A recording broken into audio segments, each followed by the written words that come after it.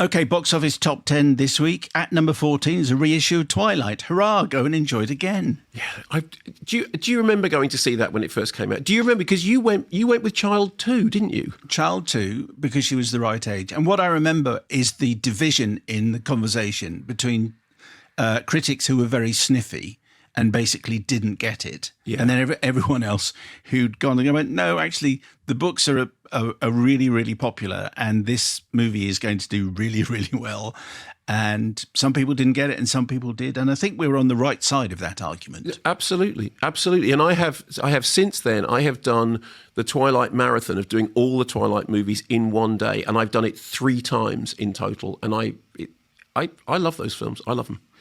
Corpse Bride, 20th anniversary, is at number 11. Which is just designed to make us feel very, very old. I love Corpse Bride, but I'm horrified by the idea that it's 20 years old. That is really, really scary.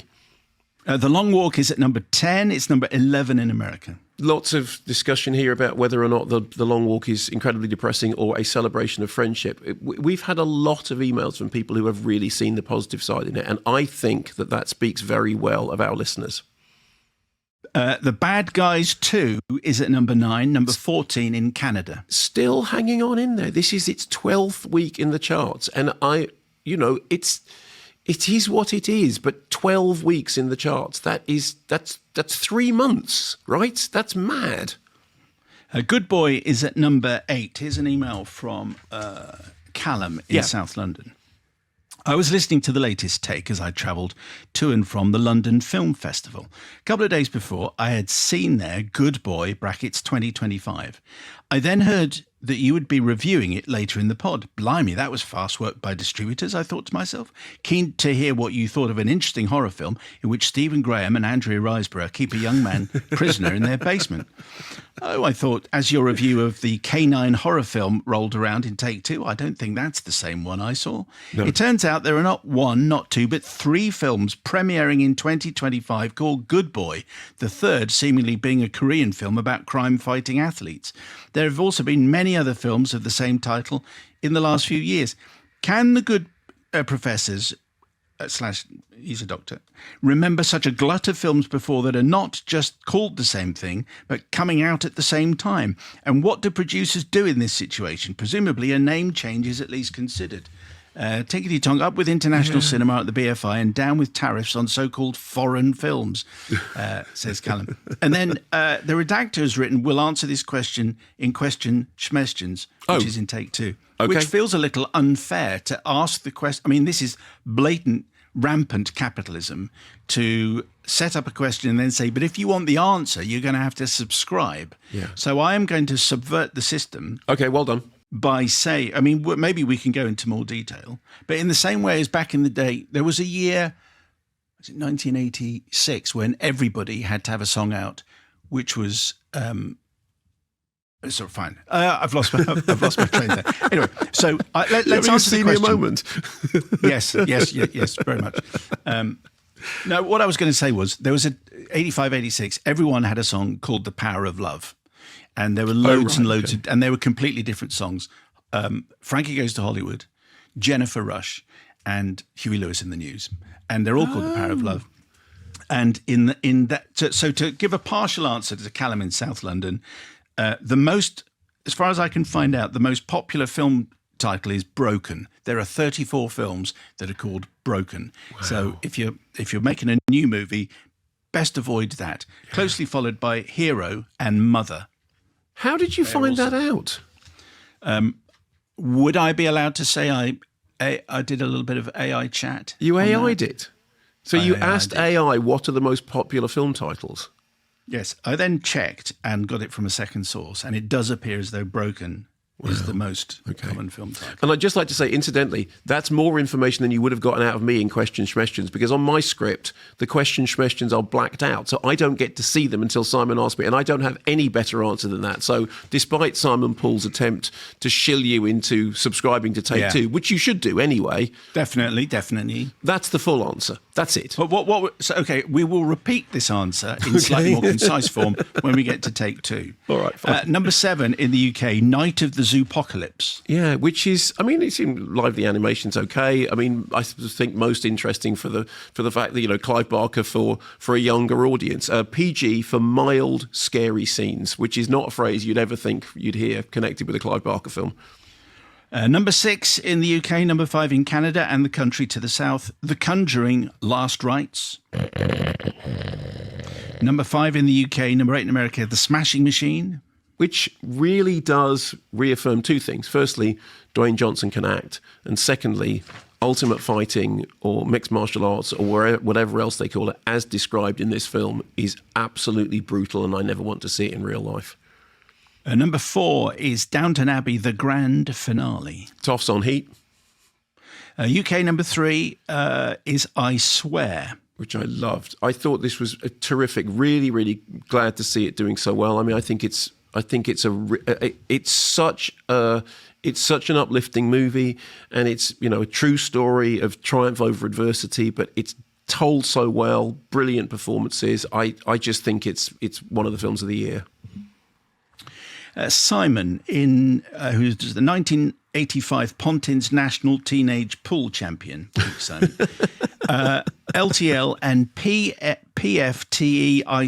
possible first-time emailer, I can't remember. Right, okay. Such is the impact of this show on Simon's life. I went to see I Swear at my local World of Cine last night, and it blew me away. Last week, One Battle After Another was my film of the year so far. It's now been replaced. Whereas some films blatantly try to tug at the heartstrings, sometimes it works, other times not so much. I'm looking at you, A Big, Bold, Beautiful Journey. The reactions I had while watching this were like nothing else I've experienced in the cinema. This film put the impeccably behaved audience in screen 4 through so many emotions: sadness, shock, joy, to name but 3. Despite being quite an emotional type, I've never actually been moved to tears in the cinema. Wow. Until I saw this amazing movie. Although it's a pipe dream, it would be wonderful if this film could be shown in schools to appropriately aged students. The world would be a better place if we were all a little more like John Davidson. Love the show, Steve, from Simon. James Swadlow says, just finished a screening of I Swear at our local View. What an incredible piece of work. I wept, sobbed, laughed, then cried again through the entire picture. It's about acceptance and taking a chance and believing in the good of people. What an incredible man John is. What a credible man. John is an inspiration for everyone. Peace, soul and rock and roll is James' sign-off. Yeah. There. I mean, I loved it. Have you seen this yet, Simon? I have not seen it. I guarantee you, and I would rarely say this, I guarantee you this will be one of your films of the year. It is, it is, the thing that we always say about cinema being an empathy machine. Mm-hmm. It's that, and it's moving, and at times it's tragic, and it's also funny, and it's got great. I guarantee you will love it.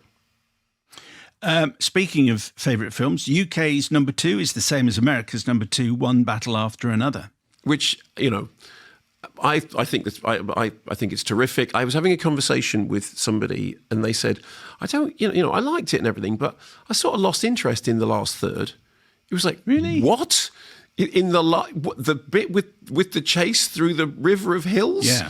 Because if they'd said in the first third, I was thinking, okay, what are we doing with this?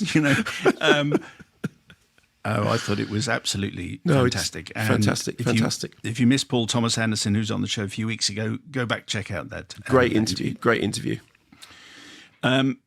Number 1 here, number 1 over there, Tron Ares. Tron Ares. Now, so I wasn't here last week, so Tron Ares is the way you're supposed to say it. Is that right? But even unfortunately, though it's I think got an eye missing. Yeah, no, but I think you were right. I think that the anagram Tron Ares is what it should now be referred to forever.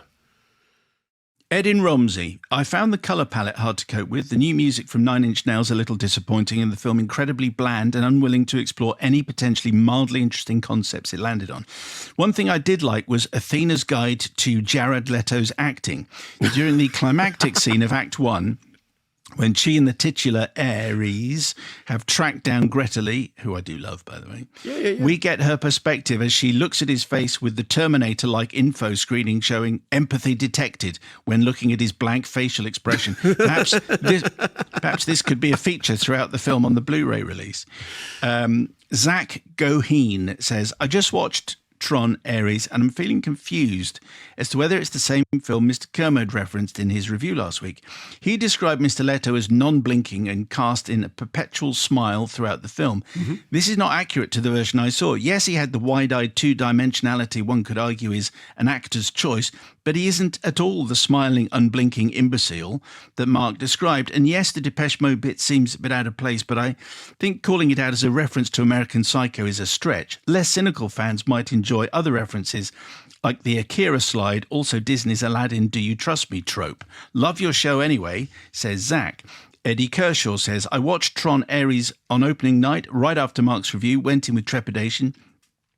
Whereas most of what Mark says is true, and the movie being loud, bright, not much of a plot, basically Ares is a version of a Norton virus protector program and a sensory overload, I was never at any time bored. Although it wasn't necessarily a good movie, I can't say I wasn't entertained, and it had a thumping soundtrack. And then one more, Dr. Christine Mimner, I think that is. I so badly wanted Mark to be wrong about this movie and hoped that my love of the franchise would be enough. It wasn't, and I left the cinema 45 minutes in, sick of the sound of Nine Inch Nails being dragged down a blackboard accompanied by a light show never previously seen outside of Guantanamo Bay. After having endured the least exciting light cycle chase possible, the inevitable digitization of character with no development left me feeling as much emotion as Jared showed. As dated as the first movie now appears, the relationship between Flynn and Tron as creator and program made a buddy movie with inspiration that completely failed to materialize in this movie. I will try and load this program again at some point in the future, possibly a smaller screen, VGA resolution, and 8-bit sound. Keep up the good work, up with the users, down with bloated orange master control program. Obviously, VGA resolution is an analog video display, standard normally 640 x 480 pixels, because I checked. Wow. Anyway, that's our number one movie. Yes. Tron Ares. Well, I was correct, and I said that it'll be number one next week. Also turns out that despite the fact that it's number one, it has hugely underperformed at the box office so far and is currently not on course to do very well. It is, I think, the worst film of the year in terms of the amount of money spent, the amount of IP recognition that they had, and the sheer rottenness of the film itself. Just to that thing about the American Psycho reference, I very specifically said, I don't, whether deliberate or accidental, this looks like a riff on that. I mean, I'm sure it is accidental. I mean, the question of whether Jared Leto would have noticed or whether empathy would have been detected and whether any part of his brain went, it's weird. This scene echoes a scene in a film I was in many, many years ago when I wasn't quite as bad as I am now. The film is awful. The film is absolutely, utterly, artistically vacuous and bankrupt. And it did, as indeed I said, I ended my review by saying it'll be number one next week, which it is, but it has underperformed stupendously. So there we go.